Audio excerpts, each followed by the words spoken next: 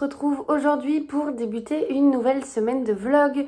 Une semaine qui ne sera pas tout à fait une semaine comme les autres puisque, donc comme je vous l'avais expliqué, je n'ai pas fait de vlog dimanche... Ça y est, je suis perdue. Dimanche 8 août, puisque donc j'ai passé une semaine de vacances en Italie. J'étais censée vous sortir un vlog hier, mais qui n'a pas pu, que je n'ai pas pu faire. Alors je vous expliquerai un petit peu mieux après pour quelles raisons, mais je voulais déjà débuter ce vlog en vous montrant un petit peu quelques images de ma semaine en Italie, pour vous donner un petit peu de soleil. Je ne sais pas exactement quel temps il fait chez vous, mais ici à Bordeaux c'est tout gris. Alors de temps en temps on a quelques rayons de soleil, mais ça reste quand même assez timide pour un mois d'août, et puis les températures avec. Donc voilà, si je peux vous faire voyager avec quelques petites images de l'Italie, ça me fait plaisir que ça vous fasse plaisir. Et puis si jamais ça ne vous intéresse absolument pas, je vous invite à avancer un petit peu cette vidéo et puis à ne regarder que la partie où je parlerai de mes lectures. Voilà, je vous souhaite un bon visionnage et puis je vous reprends juste après.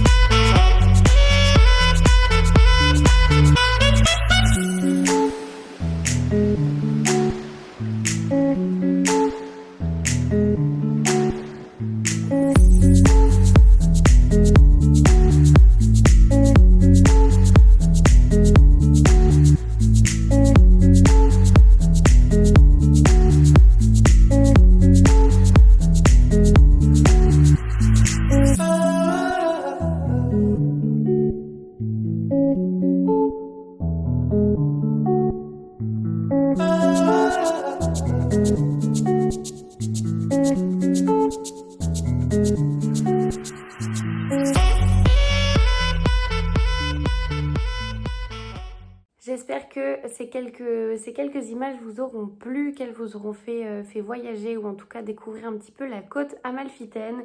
Donc pour vous parler très brièvement de mon séjour, parce que ça n'intéressera peut-être pas tout le monde ici, puisque c'est pas réellement l'objet de ces vidéos. On est parti donc une semaine sur la côte amalfitaine, on a atterri à Naples, on a pris un Bordeaux-Naples. De Naples, on s'est déplacé en train jusqu'à Sorrento, qui est donc une ville sur la côte amalfitaine, le nord de la côte.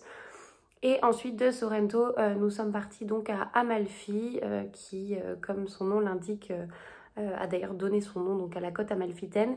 On a fait 2 nuits à Sorrento, 3 nuits à Amalfi et on est ensuite reparti sur Naples dans la ville. Donc on a passé 2 nuits avant ensuite de rentrer en France. Mais ça ne nous a pas empêché de bouger pas mal là-bas, puisque donc on avait beau dormir à Sorrento, on a loué un scooter, on est parti à Positano, à Amalfi on a pris le bateau, enfin on a fait pas mal de choses. Donc c'était des vacances géniales, mais c'est clairement pas les vacances reposantes, farnientes où voilà, on pense, alors on pense à rien, ça je vous l'accorde, mais on était quand même beaucoup dans les transports, que ce soit donc le bus, le scooter, etc. Et voilà, mais on en a pris plein la vue et ça fait beaucoup de bien après l'année qu'on a passée. C'était la première fois que je repartais en voyage depuis janvier 2020. Oui, janvier 2020, donc ça faisait 1 an et demi. Et voilà, ça fait un bien fou. Et puis ça permet vraiment de s'oxygéner et de reprendre en septembre le travail, enfin, en tout cas dans mon cas en août, dans de meilleures conditions, puisque voilà, on a vu autre chose, on a changé un petit peu d'air et ça fait du bien, tout simplement. Bref, voilà pour la partie vacances. Donc nous sommes rentrés lundi 9 août. Et j'avais prévu de vous prendre donc la semaine dernière, je suis allée passer la semaine chez mes parents en Dordogne. Et donc Gus était chez mes parents déjà toute la semaine où nous sommes partis en Italie. Et donc j'avais prévu de vous prendre en vlog la semaine dernière, puisque j'avais davantage de temps à consacrer à mes lectures. Pour le coup c'était vraiment une semaine où j'avais prévu de ne rien faire du tout, si ce n'est lire, bronzer au bord de la piscine et dormir, me reposer. Donc concrètement le programme était tout trouvé. Et en fait, il y a eu un petit souci avec Gus, puisque donc Gus est je vais pas m'étendre non plus là-dessus, mais au moins vous expliquer un petit peu pourquoi le vlog n'est pas sorti dimanche. Pour les personnes qui me suivent sur Instagram, j'en ai parlé rapidement en story, mais Gus donc Gus est mon chat, pour commencer, et Gus est un chat d'appartement. C'est un chat qui ne sort pas à Bordeaux, qui a un tempérament assez particulier, c'est-à-dire que même avec les autres chats, alors notamment le chat qu'avaient mes parents, qui était vraiment une bonne patte, hein, ça passait pas. Et Gus c'est quand même assez compliqué en termes de relation avec les autres chats. Et donc à Bordeaux c'est un chat qui ne sort pas, tout simplement parce que voilà, j'habite proche d'une route assez passante. Et qu'il y a beaucoup de chats également dans le quartier, donc voilà, j'ai fait le choix de ne pas le faire sortir, sachant que c'est un chat qui est très peureux aussi, donc il est assez imprévisible quand il entend un bruit qu'il ne connaît pas. Et voilà, bref, Gus ne sort pas, et donc chez mes parents où il a passé 2 semaines. Il était dans la maison. Alors ils ont une maison relativement spacieuse pour qu'ils ne se sentent pas enfermés, mais voilà, il ne sortait pas. Et il s'est échappé un soir dans la semaine. On était donc à table. Et puis voilà, on a entendu une bagarre de chats, donc je me suis levée pour voir ce qui se passait. J'avais absolument aucune idée qu'il s'agissait de Gus, puisque pour moi il était censé être à l'intérieur et enfermé. Et en fait, en rentrant dans la maison, on ne le trouvait plus, donc on a fini par comprendre qu'il s'était échappé et que c'était lui qu'on avait entendu se battre avec un autre chat. Donc je vous passe les détails, mais déjà il y a eu la frayeur de l'avoir perdu parce que on n'arrivait pas à le retrouver sur le terrain. C'est un terrain qui est assez boisé, donc il y a beaucoup d'arbres, d'arbustes, de tuyas notamment, sous lesquels en fait il s'était réfugié. Et bref, après une demi-heure de bataille entre guillemets à essayer de l'appâter, j'ai réussi à le récupérer. Et en fait, il s'était à nouveau fait attaquer par un autre chat. C'est d'ailleurs ce qui l'a fait un petit peu sortir des arbustes et ce qui a permis que je le récupère. Et donc bref, à ce moment-là, on était très soulagés. Même lui était relativement content. entre guillemets, c'est ce qu'il nous montrait. Il était heureux, il faisait des câlins, il était plutôt excité, donc on s'est dit que tout allait bien. Et il est d'ailleurs à la litière, donc si vous entendez du bruit derrière, je suis désolée. Et donc en fait, vendredi... Qu'est-ce que tu fais, loulou? Bon, je vais vous reprendre juste après, ça va faire un bazar pas possible. Et donc, je disais, alors je vous disais vendredi, mais c'était pas du tout vendredi. On a Gus qui jouait avec la porte, maintenant on va jamais s'en sortir, c'est le retour. Donc mercredi, donc le lendemain, en fait, il était tout groggy. Il est venu me réveiller, mais il n'a pas bougé de mon lit de la matinée, ce qui ne lui ressemble absolument pas. Et en fait, on a vite compris qu'il était blessé, puisque donc on le caressait sur le dos et en fait, on sentait qu'il y avait un point sensible puisqu'il était il essayait de nous mordre alors que c'est pas du tout dans ses habitudes et dans son tempérament. Et voilà, donc je le trouvais très groggy, je savais pas exactement quoi faire, donc on l'emmenait directement chez le vétérinaire et on a bien fait puisque donc il y a passé l'après-midi. Et en fait, il s'avère qu'il a été bien attaqué, alors par un ou deux chats, on ne sait pas exactement, mais il avait des trous dans le ventre et sur le dos. Donc on a fait, entre guillemets, ce qu'il fallait, mais on a quand même passé une journée très angoissante. Et même après, puisque donc voilà, il a pris très cher, le pauvre, pour sa seule sortie. Il n'était jamais sorti dehors, il est tombé sur plus fort que lui. Et je pense qu'en fait, voilà, il s'est laissé faire, il n'a pas réussi à se défendre. Et voilà, donc il a un côté tout rasé, il a le dos tout rasé, mais c'est pas grave du tout. Et le ventre aussi, mais plus de peur que de mal. La véto lui a fait quelques points de suture. Et il est sous antibiotiques, donc normalement tout devrait bien se passer, pardon. Mais la semaine, voilà, a été assez éprouvante, donc je n'avais pas du tout la tête à lire, et puis j'ai essayé, mais j'avançais pas énormément. J'avais pas du tout non plus envie de vous prendre, tout simplement. Alors c'est pas du tout contre vous, et je suis très contente de revenir et de reprendre les vlogs. Mais voilà, la semaine a été compliquée et j'avais d'autres choses à penser, d'autres chats à fouetter, entre guillemets, même si l'expression est pas l'expression la mieux choisie. Mais voilà, vous avez compris donc pourquoi il n'y a pas eu de vlog ce dimanche. Je termine donc cette introduction qui était déjà beaucoup trop longue, et puis je vous parle de la lecture que j'ai lue donc pendant ma première semaine de vacances, enfin même pendant quasiment mes 2 premières semaines, puisque je l'ai terminé très récemment. Et voilà, donc c'est la grosse brique dont je vous avais parlé dans un vlog précédent. Donc 22-11-63 de Stephen King. C'est mon premier Stephen King. Je n'en avais jamais lu jusqu'ici. Et franchement, j'ai adoré. J'ai adoré. C'était une lecture incroyable. Alors vraiment, je ne m'attendais à rien, pour la simple et bonne raison puisqu'il n'y a pas de résumé du tout. Hop. Non, j'essaie de regarder. Mais non, il n'y a pas de résumé.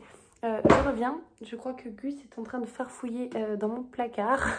Je disais donc que j'ai adoré cette lecture. Alors, il n'y a pas de résumé, comme je vous le disais. On va suivre pour essayer de vous expliquer un petit peu sans trop rentrer dans les détails, parce qu'il fait quand même 1040 pages. On va suivre Jake Epping. Jake, c'est un professeur d'anglais dans le Maine en 2011. Alors, c'est important de le préciser, en tout cas de nos jours, on va dire. Il est donc professeur d'anglais. Sa vie est...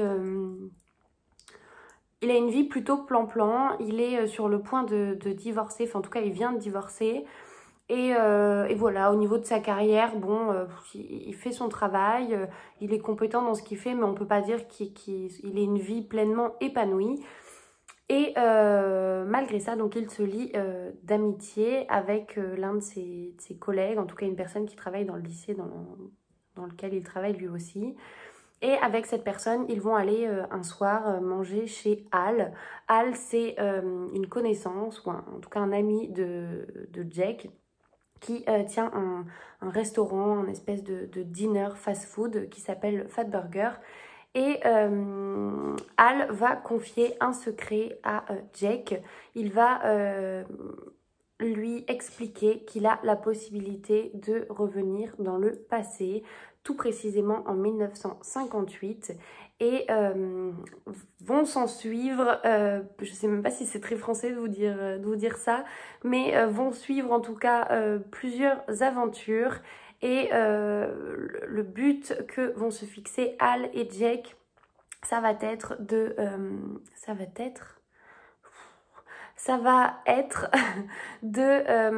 sauver John Fitzgerald Kennedy de l'assassinat auquel il était prédestiné en 1963.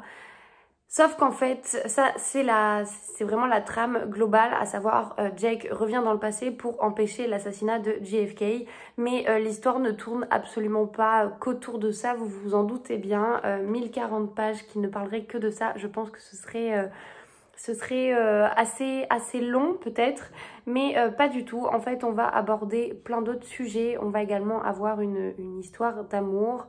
On va avoir tout un côté descriptif aussi, mais pas de la description longue et inutile, si je puis dire. On a vraiment tout un travail qui est fait par Stephen King pour décrire une ambiance, celle donc de l'année 1958 et plus globalement du début des années 60. Alors on nous parle de voitures, et même si moi je ne m'y connais pas particulièrement en voiture, mais quand il nous parle de tel modèle de voiture, je m'imagine tout à fait de quelle voiture on parle, en tout cas de quel style de voiture on parle. Il nous parle du langage des gens, des sons, des odeurs. On a vraiment comment dire, une dimension très sensorielle où en fait on se repère tout à fait dans cette époque. Moi je me suis sentie vraiment plongée dans ces années-là, à rentrer dans un diner qui ressemblait à un diner des années 58-60, à imaginer la mentalité des gens, notamment bon, des femmes, des hommes, de tout ce qui pouvait se passer à l'époque, et puis du statut de la femme en lui-même. Et voilà, donc déjà j'ai énormément accroché avec ce côté ambiance. J'ai beaucoup accroché aussi avec les personnages, puisque je trouve que c'était mon premier, donc Stephen King, je crois que je vous l'ai déjà dit. Donc je découvrais tout à fait la plume de l'auteur, je ne la connaissais absolument pas. Et cette plume, elle m'a embarquée dès les premières pages.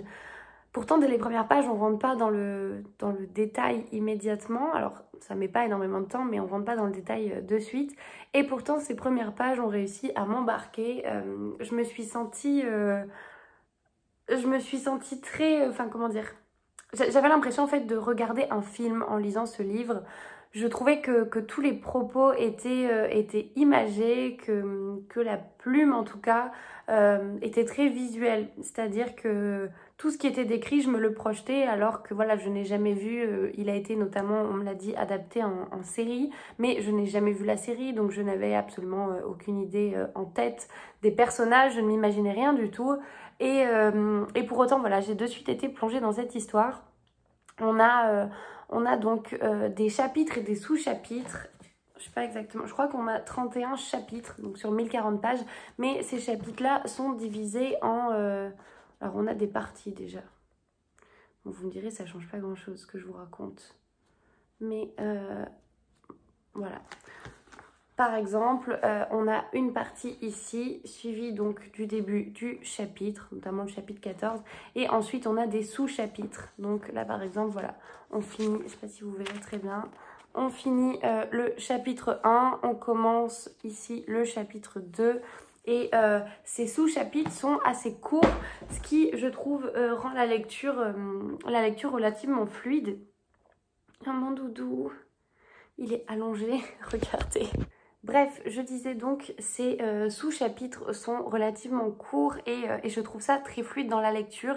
C'est donc un pavé, hein, je vous l'accorde, c'est un pavé de 1040 pages. Il me faisait assez peur au début, notamment parce que voilà, je n'avais jamais lu de Stephen King. J'avais donc un petit peu dans l'esprit que Stephen King ne faisait que de l'horreur ou du très fantastique, qui sont des genres que je ne lis pas et que j'affectionne pas du tout. Et je m'étais laissée tenter sur celui-ci parce que justement j'en avais entendu que de bons retours et notamment des personnes qui avaient lu de nombreux Stephen King qui m'avaient dit celui-ci il est pas fantastique. La seule chose qu'il y aura de fantastique dedans c'est le voyage temporel.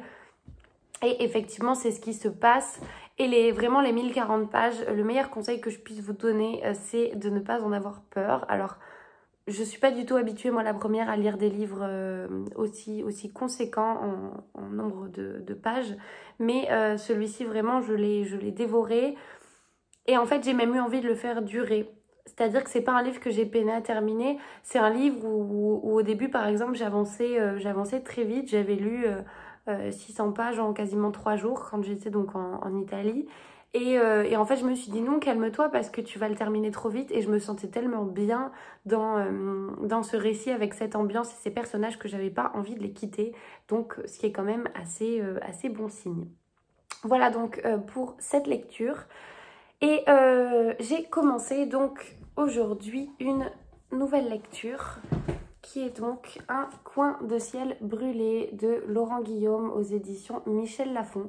Je vous en avais parlé assez récemment quand je l'avais reçu donc de la part des éditions Michel Lafon. C'est un thriller à double temporalité, on va dire. Oui, c'est ça.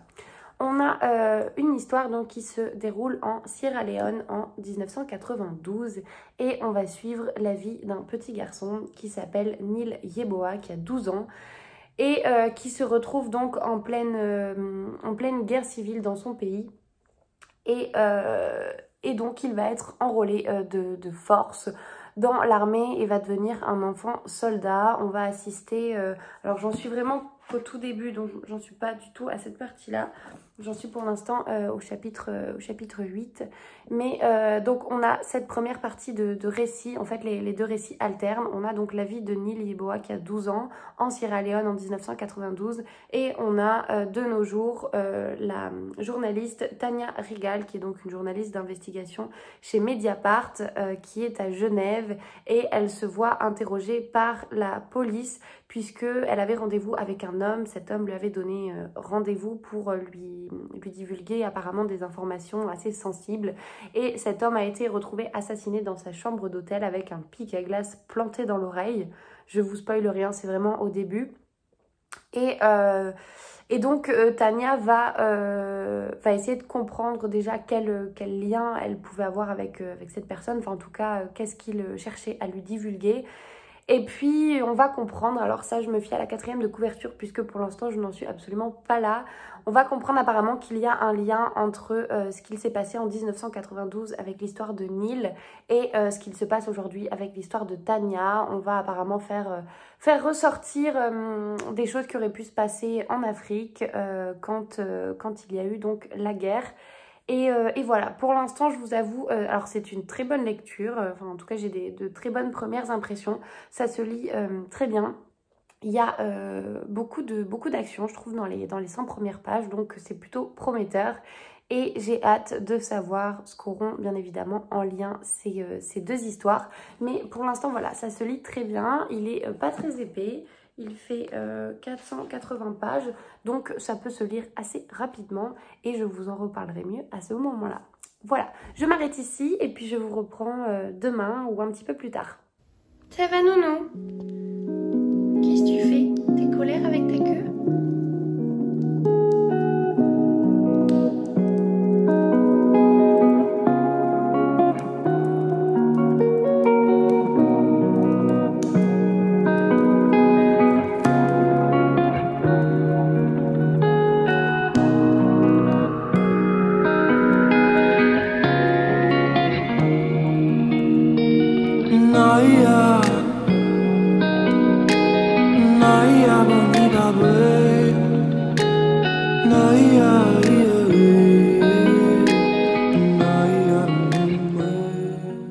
Hello, on est mardi et je vous retrouve aujourd'hui donc pour vous parler de mes deux lectures en cours.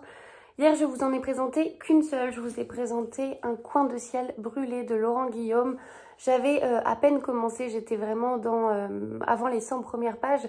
Et déjà, je vous avais dit que je passais alors je peux pas dire un agréable moment parce que quand vous comprenez à peu près tout ce qui se passe dans le livre et toutes les violences subies, et notamment en Afrique, c'est pas quelque chose d'agréable. Mais l'écriture, en tout cas, est très agréable. Ça se lit très bien. Il y a beaucoup d'actions et du coup, je peux mieux vous en parler puisque j'en suis page 223, 24, je sais plus. Non, du tout. J'en suis... Pourquoi je sors pas mon marque-page aussi? J'en suis page 234, voilà. Sur 480, 400, un petit peu moins de 500. Et donc j'ai bien avancé et franchement il y a énormément d'actions dans ces 200 premières pages.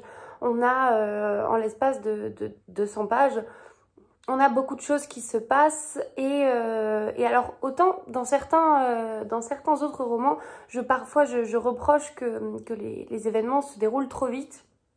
Mais là, je dois dire qu'en fait, c'est parfaitement timé, si je puis le dire comme ça.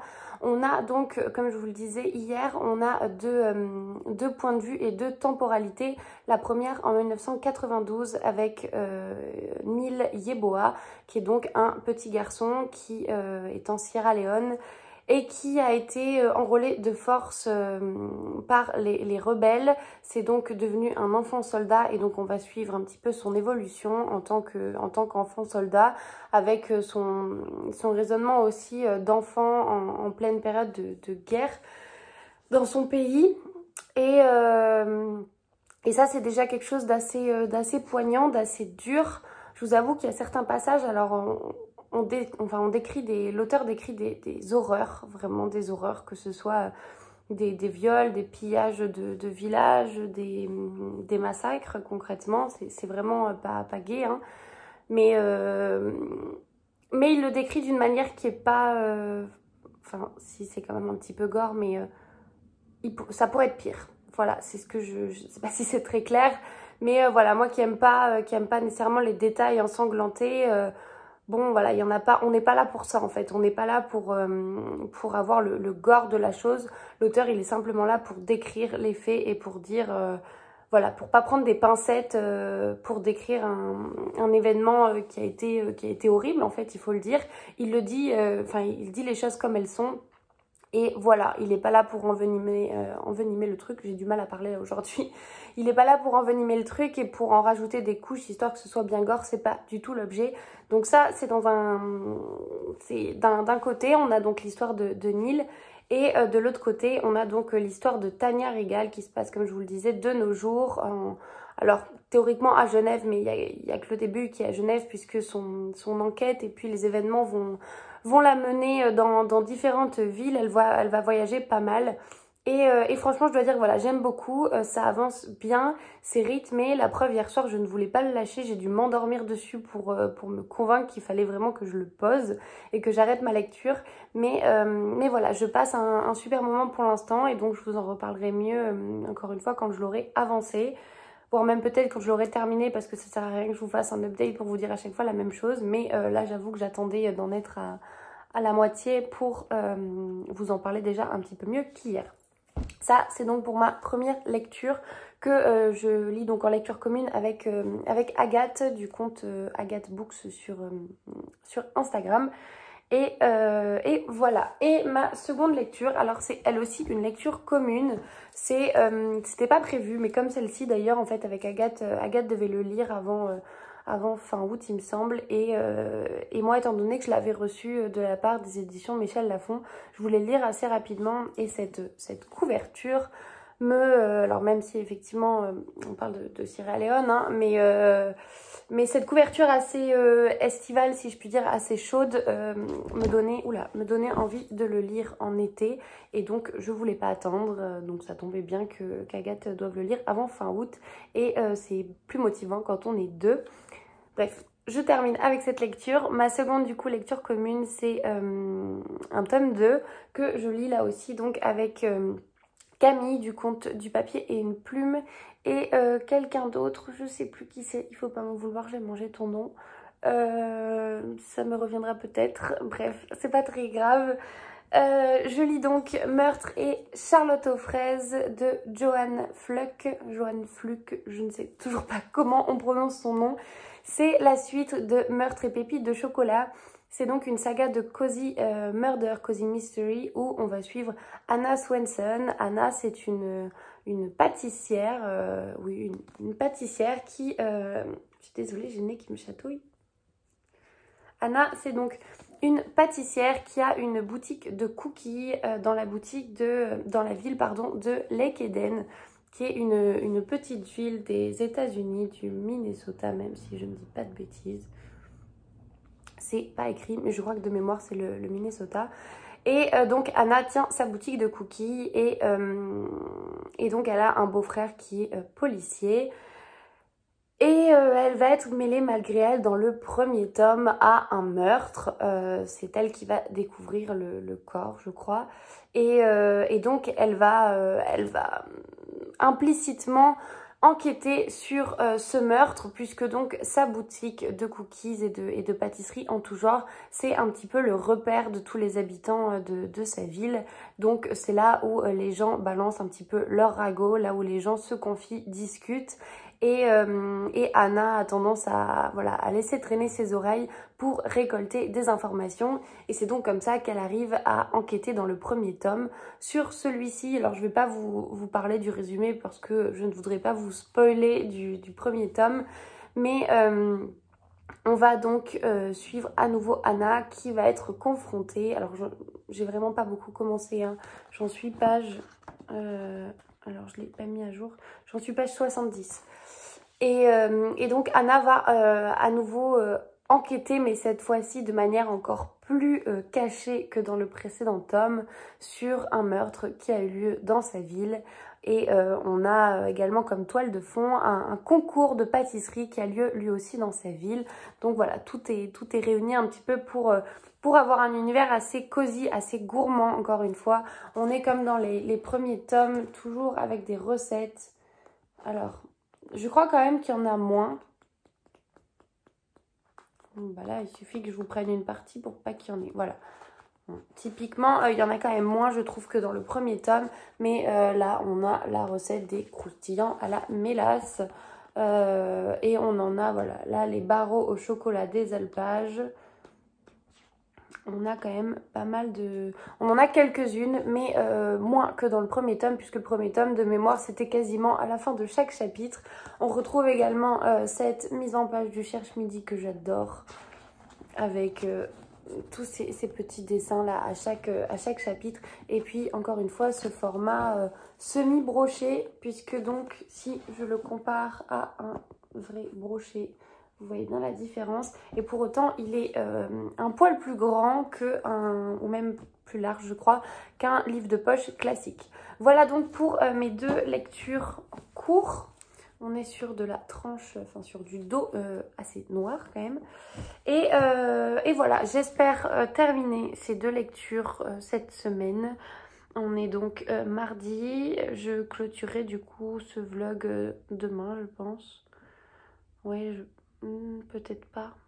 Je sais pas encore comment je vais m'organiser. Ça reste un mystère. Je vous avais dit que ce serait demain, donc mercredi. Mais je sais pas, parce qu'après, est-ce que je vais vous faire un vlog pour mercredi à dimanche?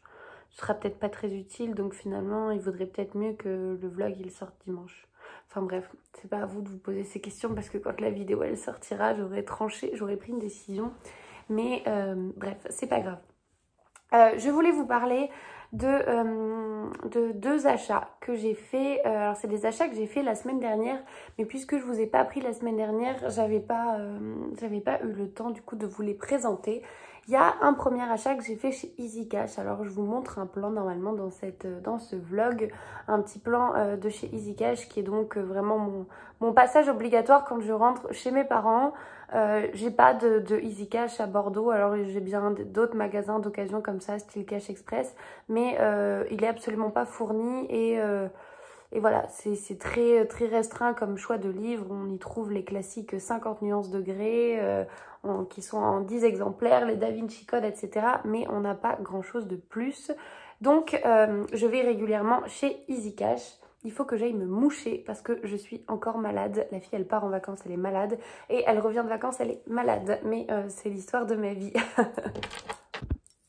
Vraiment, c'est épuisant ce temps. Enfin, vous en avez sûrement rien à faire, mais c'est épuisant ce temps. Il fait chaud, il fait froid, il fait lourd. On ne sait pas comment s'habiller. On est quand même passé le 15 août et j'ai un pantalon. Et je suis pourtant pas la plus frileuse. Enfin, c'est vraiment... je sais plus quoi faire. Donc voilà, forcément, je suis malade, j'ai le nez qui coule et il faut que j'ai envie de me moucher en plein moment où je vous prends. Mais voilà, les aléas du direct, entre guillemets. Bref, je vais vous parler donc du livre enfin de mon achat à Easy Cash. J'ai opté pour le tome 2 de Au service secret de Marie-Antoinette. Alors, j'ai le premier tome dans ma palle qui est donc l'enquête du Barry, qui a un dos jaune ici et il y a du rose sur la couverture. Je ne l'ai toujours pas lu, mais et donc il va falloir d'ailleurs que je le lise parce que ça fait un certain temps que je l'ai acheté. Je crois que j'ai dû l'acheter l'année dernière, si je ne dis pas de bêtises. Et en plus j'en ai vu des bons avis, donc il faudrait vraiment que je le sorte de ma palle. Mais j'ai vu celui-ci qui était donc d'occasion, puisque Easy Cash c'est un magasin qui fait de l'occasion. Et donc les livres neufs, je crois, voilà, ils sont à 14 €. Et là je l'ai touché à 6,99 €. Donc j'ai pas laissé passer ça, on va dire. Même si c'était pas un besoin existentiel, puisque je n'ai toujours pas lu le tome 1. Je pense que ça devrait me plaire. Je sais pas exactement si on peut considérer ça comme du cozy murder. Je crois pas, je sais pas. Je sais pas du tout. Toujours est-il que c'est une saga où je crois qu'on a donc deux personnages qui sont Léonard et qui? Et Rose Bertin. Donc détective amateur numéro 1, Rose Bertin, la modiste de la reine. Et détective amateur numéro 2, Léonard, coiffeur officiel de la reine. Et donc, Marie-Antoinette leur confie, je crois, une mission. Alors, faut pas que je regarde le résumé parce que c'est un tome 2 et que je n'ai pas encore lu le 1. Mais je vous en reparlerai mieux. Je compte le lire vraiment rapidement, le tome 1. Je pense sur septembre parce que c'est une saga qui me fait assez envie. J'en ai vu vraiment de bons retours, que ce soit donc les vlogs de... je vais manger son prénom. Les vlogs de Triple F de Magdalena. Je vais y arriver. Les vlogs enfin les carnets de bord d'Estelle. Je crois que Cécilia aussi a dû les lire. Enfin, je sais plus exactement, mais beaucoup de personnes les ont lus. Et j'en ai vu de bons retours, donc pourquoi pas. Voilà, au moins j'aurai le tome 1 et le tome 2. Et à ce prix-là, c'était quand même assez avantageux. Mon autre achat, alors celui-ci c'est un achat neuf. Je suis donc passée en librairie quand j'étais chez mes parents. Je voulais faire des cadeaux à ma maman puisque donc c'est bientôt son anniversaire et je ne serai pas là quand ce sera son anniversaire. Et je sais qu'elle adore lire, donc c'est toujours un petit peu la valeur sûre. Je lui ai acheté le dernier livre de Serena Giuliano, donc Luna. Moi j'attends qu'il sorte en poche. Et jusqu'ici je lui avais prêté mes exemplaires poche. Mais là je savais que celui-ci il lui faisait de l'œil. Donc je lui ai dit voilà, c'est ton anniversaire, est-ce que ça te ferait plaisir ou est-ce que tu veux attendre qu'il sorte en poche? Elle m'a dit non, non, j'ai trop envie de le lire. Voilà, donc je lui ai pris Luna et je lui ai pris également... un ou deux autres livres, je sais plus. Parmi eux, je crois qu'il y a Tout le bleu du ciel de Melissa d'Acosta qui donc est un best-seller. Alors moi, je ne l'ai pas lu, la thématique me dit pas énormément, même si je sais que c'est un coup de cœur intersidéral pour beaucoup d'entre vous. Moi, j'ai un gros problème, entre guillemets, j'en avais déjà parlé dans un vlog précédent. J'ai un problème avec la maladie, avec la maladie, la mort, le deuil. C'est des thématiques que j'ai du mal à aborder déjà dans ma vie de tous les jours et que du coup j'ai du mal à lire aussi en fait. C'est des choses qui me touchent et qui me font tellement peur que voilà, j'ai pas... Pour moi, quand je lis, c'est pour m'échapper. alors je lis pas nécessairement des choses qui me font que du bien, hein, mon raisonnement est peut-être un petit peu erroné, mais j'avoue que voilà, c'est pas nécessairement des sujets qui me tentent, donc j'attends que ma mère l'ait lu et puis peut-être que l'envie viendra après, hein, et après tout il y a que les imbéciles qui changent pas d'avis, mais c'est pas un livre sur lequel je sauterai et sur lequel d'ailleurs j'ai sauté quand il est sorti, malgré toutes les bonnes critiques que j'en ai lues, parce que voilà, la thématique moi de la maladie et de cette personne, je crois qui a atteint d'Alzheimer, quelque chose comme ça, ou en tout cas enfin, à qui il reste pas très longtemps à vivre, qui va partir faire un tour, en van, c'est pas quelque chose qui me tente. Voilà, bref, c'est dit. J'ai donc offert ces livres-là à ma maman et je m'en suis forcément pris un qui était sur ma wishlist depuis longtemps, enfin même avant que je sache qu'il sorte, puisque j'adore cet auteur. L'auteur c'est donc Julia Chapman, c'est l'auteur qui a écrit Rendez-vous avec le crime, Rendez-vous, enfin toute la saga des détectives du Yorkshire et Yorkshire, je sais toujours pas comment on dit, Yorkshire. Oui, je crois que Cécilia m'a dit qu'on disait Yorkshire. Si tu passes par là, tu vas peut-être rire. J'en arrive à douter à chaque fois. Bref. Donc, j'ai opté pour le dernier roman de Julia Chapman qui s'appelle L'Auberge, qui est sorti aux éditions Robert Laffont. Et donc, vous avez ici la couverture de Rendez-vous avec le crime. C'est donc une saga de Cozy Murder. Et de ce que j'ai compris, donc L'Auberge n'a rien à voir avec un Cozy Murder.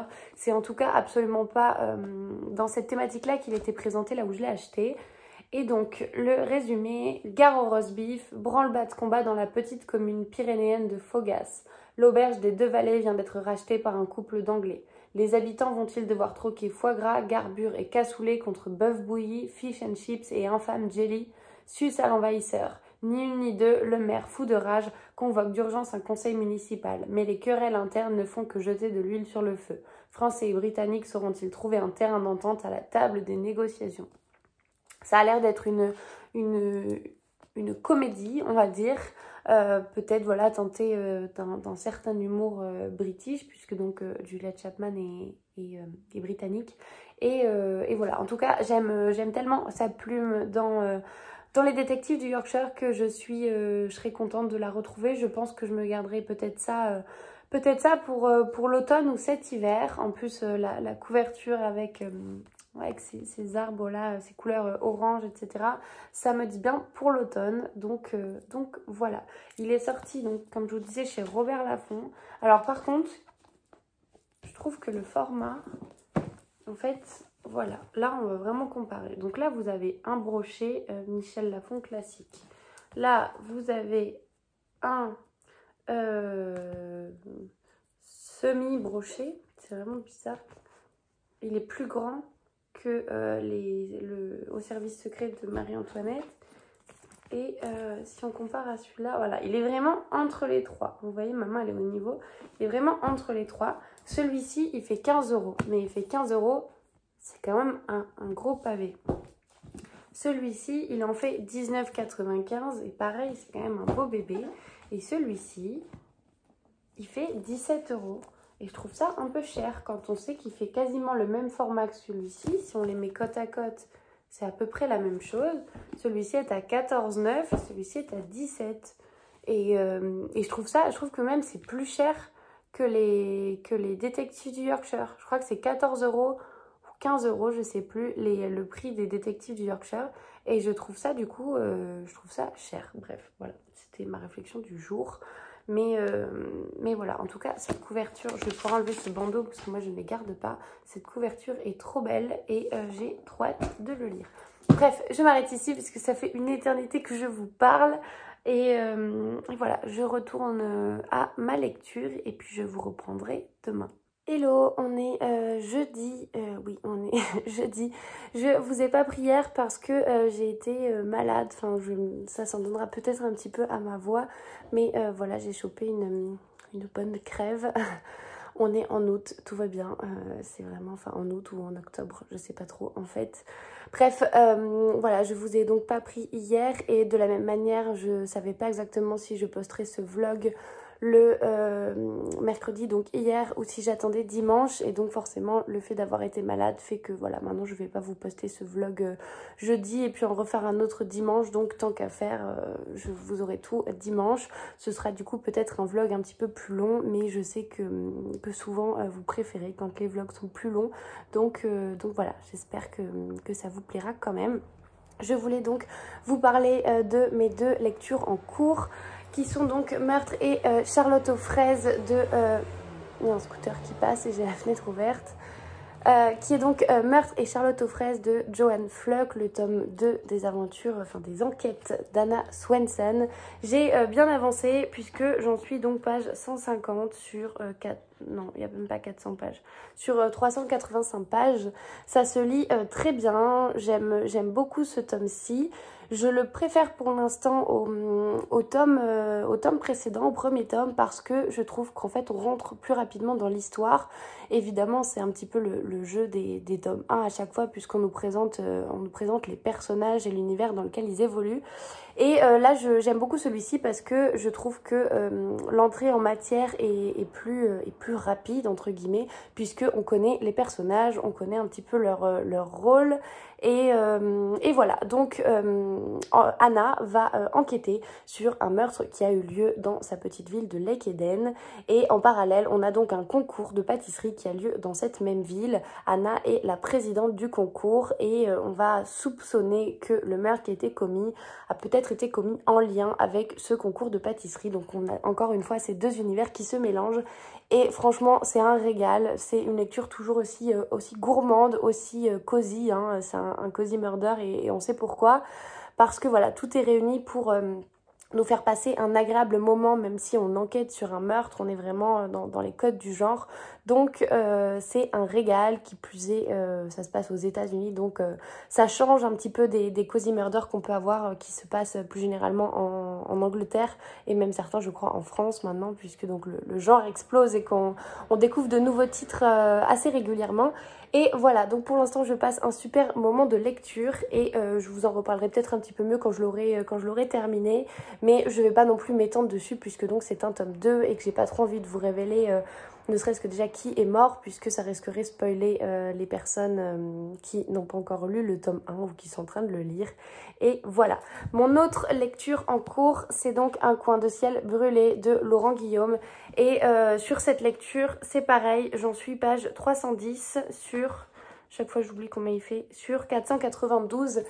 Et pareil, j'avance bien. Alors, j'ai un rythme de lecture qui est assez lent en ce moment, même si je suis encore en vacances. J'avoue que voilà, je prends un peu le temps de me reposer, donc je ne fais rien. Et puis le fait d'être malade fait que vraiment je suis fatiguée. Et donc en fait, dès que je me pose sur mon livre, je lis un chapitre et puis je m'endors.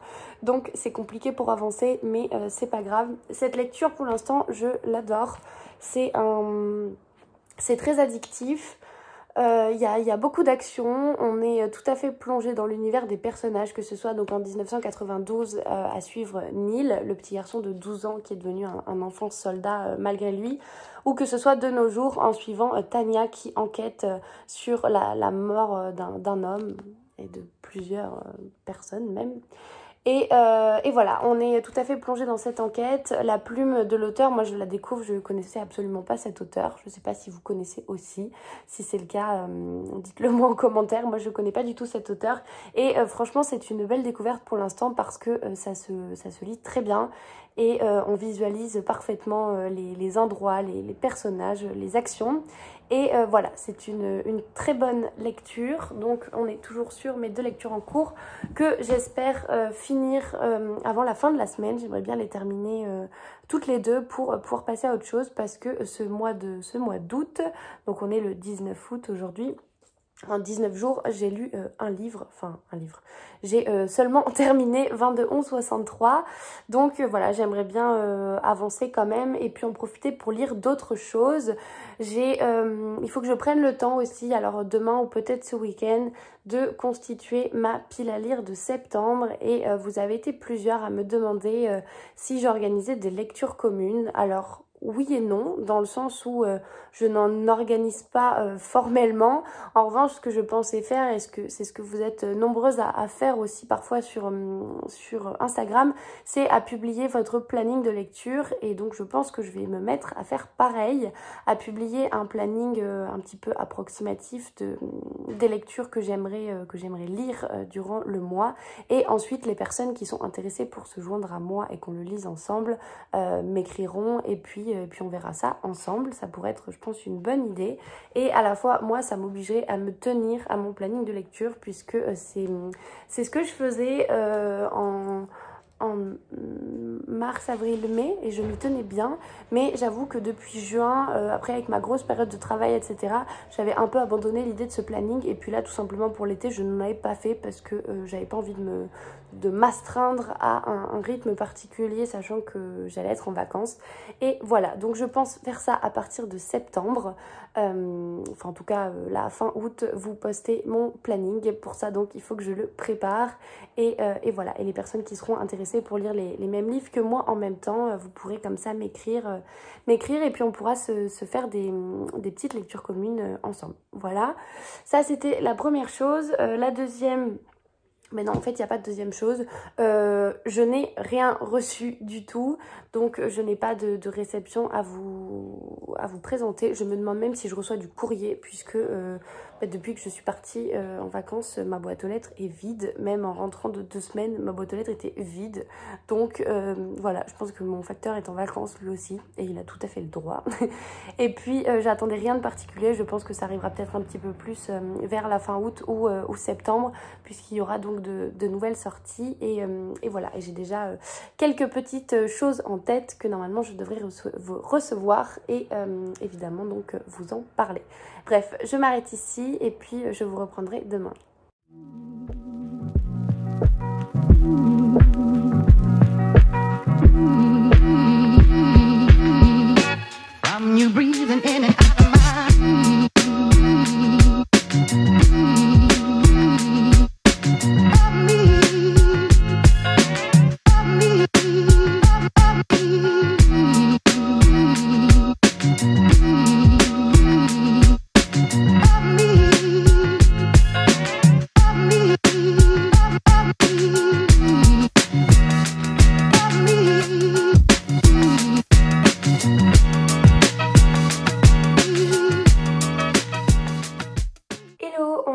Dimanche matin, je viens ici pour clôturer ce vlog, mais avant ça, je voulais vous parler donc de plusieurs choses.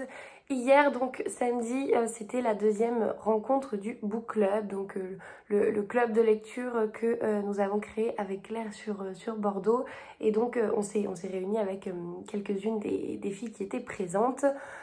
Forcément, donc en août, c'est pas très évident. Je vous ai mis quelques petits plans avant. Et forcément, qui dit réunion book club dit petit tour en librairie après. C'est un peu devenu la coutume, la tradition. Et donc forcément, j'ai craqué pour 4 livres en librairie. Mais forcément, en allant sur le trajet donc pour aller chez Mola, nous sommes passés devant les bouquinistes qui sont donc des personnes qui vendent des livres d'occasion. Et forcément, nous nous sommes arrêtés et forcément, j'ai craqué. J'ai craqué donc pour un livre qui était dans ma wishlist et dont je vous ai parlé dans une précédente vidéo. La vidéo que j'avais fait sur les 15 romans qui se passent pendant la période de la ségrégation raciale aux États-Unis. Et donc, j'ai choisi La colline aux esclaves de Kathleen Grissom aux éditions Pocket. Il est en très bon état. Je l'ai payé 2 €, c'est la magie des bouquinistes. Et donc, concernant le résumé, États-Unis, 1791. Lavinia, jeune orpheline irlandaise, se retrouve domestique dans une plantation de tabac. Placée avec les esclaves noirs de la cuisine sous la protection de Belle, la fille illégitime du maître, elle grandit dans la tendresse de cette nouvelle famille. Cependant, Lavinia ne peut faire oublier la blancheur de sa peau. Elle pénètre peu à peu dans l'univers de la grande maison et côtoie deux mondes que tout oppose. Jusqu'au jour où une histoire d'amour fait tout basculer, le petit monde de la plantation est mis à feu et à sang, de dangereuses vérités sont dévoilées et des vies sont menacées. C'était un résumé qui me tentait pas mal. Je ne sais plus exactement qui me l'avait conseillé, mais donc j'en avais parlé dans ma vidéo et il était resté dans ma wishlist. Et là, le fait de tomber dessus, je me suis dit, bon, c'est le moment. Je ne sais pas exactement quand je le lirai, mais au moins, voilà, je l'ai. Et ensuite, j'ai craqué donc pour quatre livres qui sont tous les quatre des... alors, il y a 2 polars et 2... vous allez comprendre de quoi je parle. Les 2, vous allez comprendre de quoi je parle, c'est de Stephen King. J'ai tellement aimé donc 22-11-63 que je vous avais demandé si... Qu'est-ce que tu fais ici, Loulou? Allez, viens. Viens.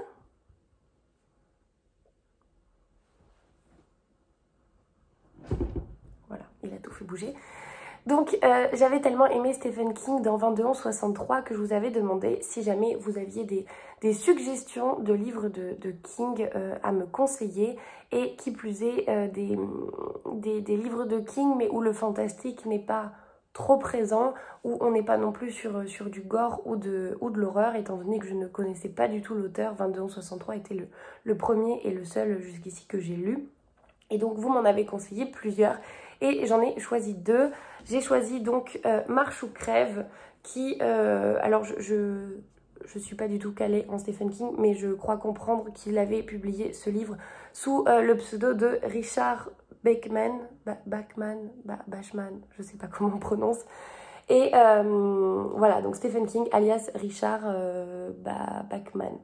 Le résumé, Garati, un adolescent natif du Maine, va concourir pour la Longue Marche, une compétition qui compte 100 participants. Cet événement est très attendu, il sera retransmis à la télévision, suivi par des milliers de personnes. Mais ce n'est pas une marche comme les autres, plutôt un jeu sans foi ni loi.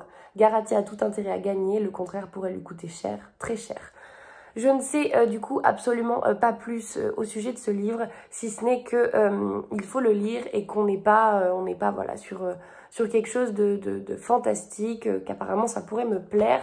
Qui plus est, il n'est pas très long, il fait 378 pages, donc ça peut se lire assez rapidement, je pense, si l'écriture de Stephen King est aussi addictive que dans 22-11-63. Ça, c'est le premier. Et le deuxième, c'est Dolores Claiborne, toujours donc de Stephen King. Et donc le résumé, tout le monde à Little Toll connaît Dolores Claiborne, mais on ne sait toujours pas si l'accident qui a provoqué la mort de son mari il y a 30 ans en était réellement un. Aujourd'hui, elle est de nouveau soupçonnée. On vient de découvrir le cadavre de la riche et sénile Vera Donovan, dont elle était la gouvernante depuis des décennies. Dolores n'a désormais plus de choix, elle doit passer aux aveux. Pourtant, ce qu'elle raconte est très différent de ce qu'on aurait pu imaginer. Beaucoup plus noir, beaucoup plus terrible. Une héroïne poignante, l'une des plus bouleversantes de Stephen King, qui a été incarnée au cinéma par Kathy Bates dans un film de Taylor Hackford. Ce résumé, moi, me tentait pas mal. Il y en avait un autre aussi que vous m'aviez conseillé. Je ne sais plus comment il s'appelle, mais je ne l'ai pas trouvé en librairie. Donc voilà, j'ai choisi ces deux-là. Je pense que je vais en lire un dans les prochains mois parce que voilà, j'ai hâte de retrouver la plume de Stephen King.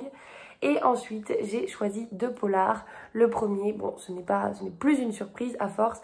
J'ai choisi Fracture de Frank Tillier. Donc c'est, de ce que j'ai compris, c'est un one-shot, un livre indépendant qui ne fait pas partie de la saga Charcot ou même la saga Charcot Bell. Et donc, Alice sait que quelque chose ne tourne pas rond dans sa tête et les événements étranges qui se multiplient autour d'elle ne vont rien arranger. Cette photo récente de sa sœur jumelle, pourtant morte 10 ans auparavant, qu'elle récupère des mains d'un immigré clandestin. Son père, agressé chez lui à l'arme blanche et qui prétend avoir tenté de se suicider. Ce chemisier ensanglanté qu'elle découvre dans sa douche et dont elle n'a pas le moindre souvenir. Alice vient de prendre un aller simple vers la folie. Il me tente pas mal et puis vous savez que voilà, j'ai tellement aimé les 2 Tillier que j'ai lus que je commence petit à petit à me constituer ma collection et voilà. Je vais lire d'ailleurs prochainement Il était 2 fois puisque j'aimerais bien ne pas trop tarder après la lecture du manuscrit inachevé puisque donc c'est une sorte de suite un petit peu. Et voilà, et le dernier, donc on est tombé dessus totalement par hasard avec Fanny, du coup donc elle bouquine, et la libraire nous l'a conseillé en disant qu'apparemment il était incroyable, donc on s'est dit allez pourquoi pas. Je n'ai jamais eu de retour sur ce livre, je ne sais absolument pas ce que ça vaut, on verra bien, mais au moins on s'organisera une lecture commune toutes les deux. Et donc c'est La Nanny de Gilly Macmillan, je sais pas trop comment on prononce encore une fois. Et donc il y a écrit « Ne jamais trahir un amour d'enfant à moins d'être prêt à en payer le prix ». La quatrième de couve. À la mort de son mari, Joe n'a d'autre choix que de revenir s'installer avec sa fille Ruby à Lake Hall, l'austère manoir familial où vit toujours sa mère, aristocrate, arrogante et froide. À peine arrivé, Joe reçoit une visite des plus étranges, celle de Hannah, la nanny qui s'occupait d'elle enfant et dont le départ aussi subit qu'inexpliqué l'avait dévastée. Folle de joie, Joe n'hésite pas à lui proposer de reprendre sa place parmi elles et à lui confier sa propre fille. Mais très vite, plusieurs détails sonnent faux. Que s'est-il vraiment passé 30 ans plus tôt? Cela a-t-il un rapport avec le crâne humain tout juste retrouvé dans le lac du domaine? Donc gros mystère, manoir familial, peut-être un petit peu secret de famille aussi, et voilà, ça a tout pour me plaire, donc on a craqué pour celui-ci, et puis on verra bien ce que ça donne, je vous en reparlerai dans un prochain vlog. C'est donc mon tout petit bilan, on va dire ça, de mes achats livresques d'hier. Heureusement que je n'y vais pas plus souvent parce que sinon ce serait une catastrophe. Cette pile à lire, ma pile à lire se dresse actuellement à 164 livres. Donc rien ne va plus, mais bon, c'est pas grave. Au moins j'ai matière à lire et j'ai du choix, c'est ce que je me dis. Je termine ici donc pour ces achats livresques et je termine aussi en vous parlant donc de ma lecture que je viens de finir, donc une de mes 2 lectures en cours. J'ai terminé Meurtre et Charlotte aux fraises donc de Joanne Fluck et c'est le tome 2 des enquêtes d'Anna Swensen. Et franchement j'ai adoré ce tome, je l'ai trouvé très prenant, très captivant. On rentre immédiatement donc dans l'intrigue puisqu'on connaît les personnages, c'est les personnages qui étaient présentés dans le tome 1. Et je trouve que cette intrigue, cette enquête en tout cas, elle va un petit peu plus vite que dans le tome 1, même si j'avais bien aimé le tome 1 aussi. Là, celui-ci, vraiment, je l'ai dévoré et je l'ai nettement plus apprécié. Je trouve qu'il y a beaucoup plus de rythme, il y a beaucoup plus de rebondissements et puis il y a un vrai suspense qui se passe aussi, qui s'installe. Donc c'était une vraie réussite et j'ai déjà très hâte de retrouver Anna dans le tome 3 et 4 qui, si je ne dis pas de bêtises, sortiront à la rentrée ou en fin d'année. En tout cas, les couvertures avaient déjà été dévoilées par le Cherche Midi. C'est vraiment voilà, une super saga que je vous recommande. Et ce tome 2, vraiment, il se lit tout seul. Il se dévore comme les cookies d'ailleurs que fait Anna. Et c'est super agréable de retrouver tous ces personnages. Et voilà, tout simplement. Je m'arrête donc ici avec mon bilan lecture. Il faut que je termine Un coin de ciel brûlé. Je pense que je vais pouvoir faire ça cet après-midi. Là, je vais déjeuner donc avec une copine. Et puis voilà, je clôturerai, je ferai le montage de ce vlog cet après-midi. Et puis normalement, vous l'aurez ce soir. J'espère donc que ça vous fait plaisir de retrouver ces vlogs après 3 semaines d'interruption. Moi, c'est un plaisir de revenir et de partager tout ça avec vous. Je pense que ce vlog sera un petit peu long quand même, mais bon, c'est une exception puisque ça faisait un moment que je ne vous avais pas pris par ici. Et voilà, j'espère que vous avez aussi trouvé des suggestions de lecture. N'hésitez pas à me dire si certains livres que j'ai présentés vous tentent, si vous les avez lus, et puis auquel cas ce que vous en avez pensé. Et puis moi je vous dis à la prochaine.